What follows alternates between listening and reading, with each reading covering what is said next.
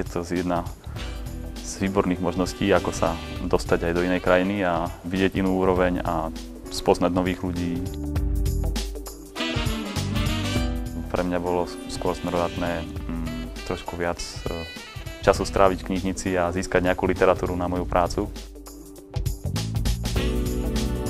Jazyk mi nerobil problém a z tých možností, ktoré tam boli, tak to bolo pre mňa taká najpriateľnejšia možnosť.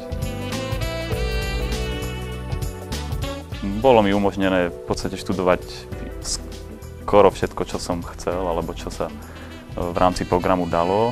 Môžem povedať, že to bolo výborné. Keď tam človek prišiel s úsmevom, tak väčšinou mu to opätovali, takže ten prístup tam bol veľmi fajn, veľmi priateľský, pokiaľ človek sa tiež trošku snažil. Zúčastnil som sa napríklad spievania opery pri opernom zbore a spoznávanie okolia, krčiem a ďalších podnikov. Hlavne som tam videl iný spôsob prednášania ako u nás, tak to bolo aj hodne cítiť z toho, že tá úroveň tam bola veľmi vysoká.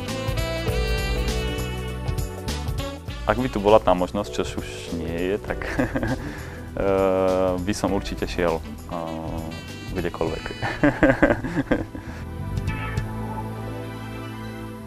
Prekonáva sa to jednak tým, že tam napríklad konkrétne na tej škole, kde som bol ja, bolo veľmi veľa študentov zo zahraničia, boli na to zvyknutí, aj pedagógovia, niektorí dokonca boli zo zahraničia.